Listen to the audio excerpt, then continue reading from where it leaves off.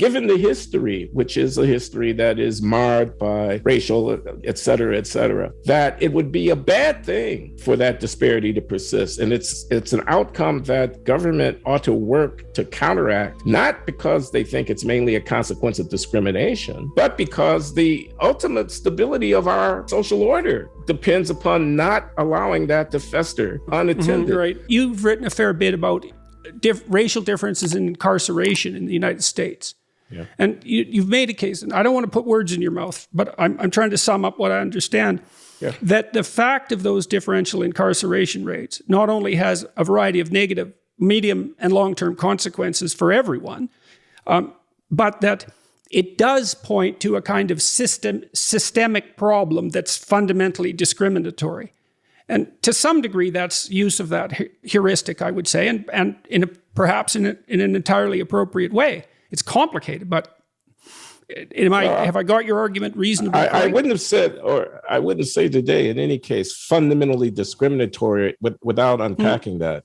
Yeah, I would say that the disparity, here you have the state that deprives people of liberty. It's a very massive footprint, incarceration in the United States, and there's a huge racial disparity in it.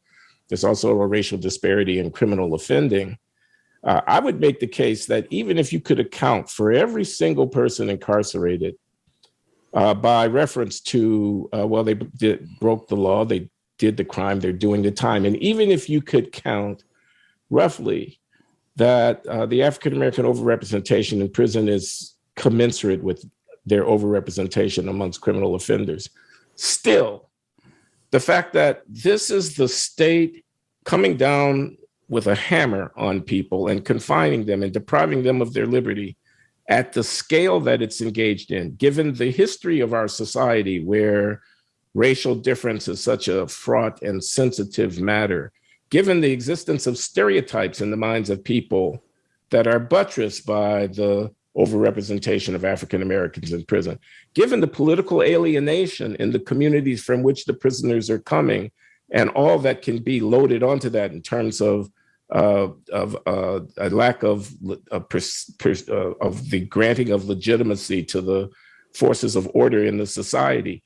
Given the history, which is a history that is marred by racial, et cetera, that it would be a bad thing for that disparity to persist. And it's an outcome that government ought to work to counteract, not because they think it's mainly a consequence of discrimination, at least ongoing, current, contemporary discrimination, but because the ultimate stability of our social order depends upon not allowing that to fester unattended. Right.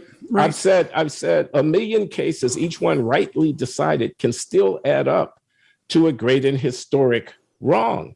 And that's the sense in which I lamented, this is years ago, I don't write so much about it anymore, but in any case, I lamented the racial disparity in incarceration. I thought it was bad for our society, even if it reflected mainly disparity in criminal offending, because of course, criminal offending doesn't fall from the sky either. It's a consequence of social structure and social organization to some degree, as well as the personality and moral characteristics of different individuals in society. But yeah, I was concerned about mass incarceration primarily because I thought it made solving the American dilemma all that much more difficult to accomplish. Yeah, well, you also wrote to some degree about its effect on disrupting families, on an ongoing and continuing basis. And I've spent a fair bit of time trying to wrestle with the potential role that fathers play in families in relationship, let's say, to the disciplinary structures that are applied both to young men and young women. And it certainly seems to me that these differential incarceration rates are tremendously destabilizing for the fundamental family structure when you've looked at that, let me ask you two questions.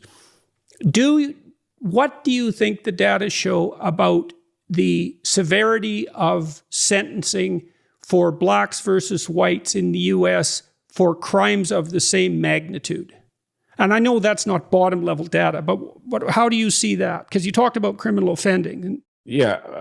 Now, you can find studies where they are going to see some modestly more severe punishment conditional on the crime for Black offenders. But my general sense of the matter, and I rest here on my service on a committee of the National Academy of Sciences that reported maybe 7 or 8 years ago causes and consequences of high rates of incarceration in the United States. My understanding of that literature from people like, he's up in years now, but he's been very influential, Alfred Bloomstein. He's a statistical criminologist at Carnegie Mellon University, who's kind of the godfather of these studies. There are many other studies. My understanding is that you cannot account for more than 15, 20% of the racial disparity in people in prison by reference to differences in the length of sentence or the likelihood of being convicted and sentenced conditional on offense. Okay, so that's not nothing. The great bulk of no, it's not nothing. It's not nothing, but it's the great bulk of the disparity is differences in offending. What about probability of being arrested for an offense? Okay, is that another 15 or 20%? I don't know. It could easily be. I don't know. These things are going to be hard to estimate, aren't they? Probably. You're not observing the non-arrested offenders. You're observing user surveys of people who have been offended against, and in those surveys there'll be reports about the perceived race of the person who's offending. So maybe you could attempt to back into some estimate of the conditional likelihood of being apprehended given race. And there might be some racial difference there. 15% sounds like that could be a lot. Yeah, well, it could go the other way too, because it isn't obvious to me whether the Black community in the U.S. is over-policed or under-policed. I think you could make a theoretical argument for either. What do you think? Indeed, and the reporting of offenses is also going to differ by social location.